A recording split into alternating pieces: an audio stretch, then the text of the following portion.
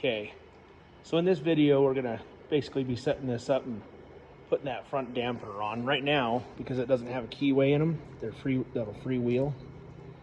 So we're gonna go through kind of how to set this up. There's a pin that they put into the block. I'll show you that pin. So it goes through the side of the block, and that pin's the crankshaft so it can't turn. Sets it up on top dead center, so you'll need that tool.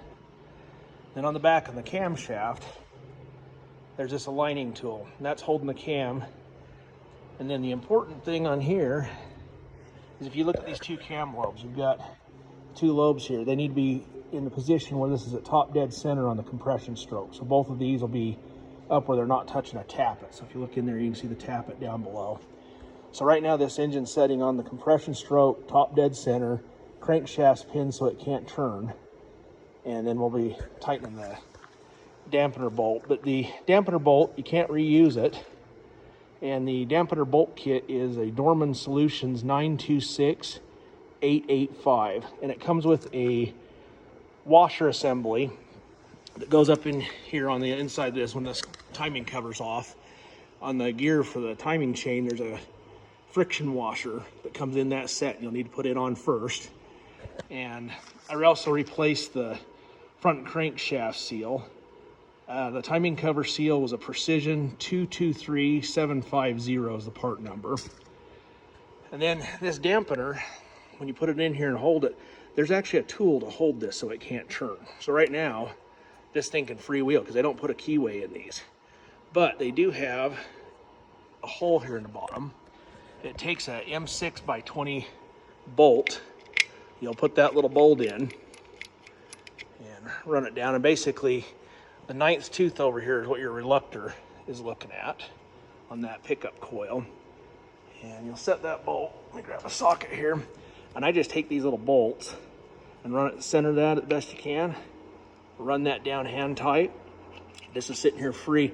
And if you look at this washer here actually is concave. It's actually gonna squish down and crush and basically set the tension on that crankshaft.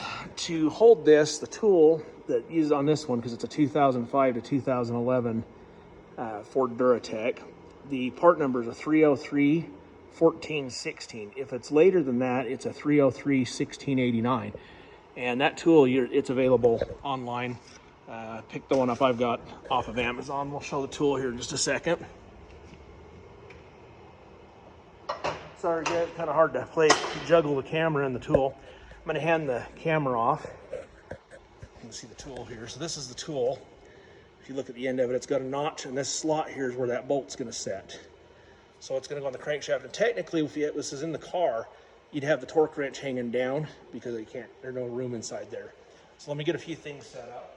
The crankshaft nut is a 21 millimeter. So this thing is going to go on here. If I get it slipped in here, just kind of crazy business.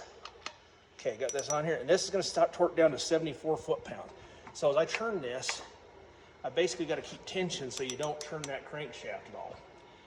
And that's holding that dampener. Another hole on it. Okay, we're at 74 foot-pounds, and I oiled that bolt before I put it into the nose of the crankshaft. Now the next step, good old Ford here that pulls a stunt kind of like Caterpillar and some of these others. Now that's torqued to 74 foot-pounds. You've got to take and turn this another 90 degrees. So this is where a paint pin comes in pretty handy. Let me grab the paint pin.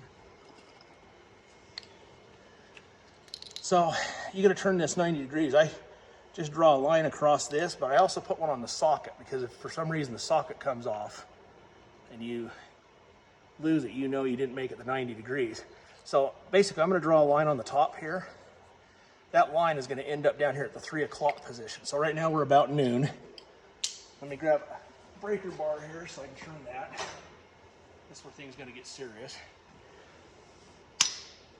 So we got it at 74 foot-pounds. Put our tool back on. I've got this little hole at the top just as a reference point on that socket so I can kind of see what I'm doing here. I also got my paint line. So snap this together, okay? So I've got to hold that and then pull this. And this is hard. Ooh. I don't know what the foot-pounds is, but it's not really an easy peasy thing to do. It's a lot easier when they're in the car, in a way, because the engine's not on a stand. Okay, I pulled that. Let me slip this back. If I look at my mark, if you look down in here, it's turned about the 3 o'clock position. So that's how you torque that down. And basically that friction washer and that bolt are what set that so it doesn't turn. Now, once those items are done, you've got to back that bolt out, take this pin out of the side here that's holding the crankshaft, and then this flat bar that's holding the cam, you'll remove those, bar the thing over by hand a few turns and make sure everything clears and works. And that should set everything. So hope that helps you guys out.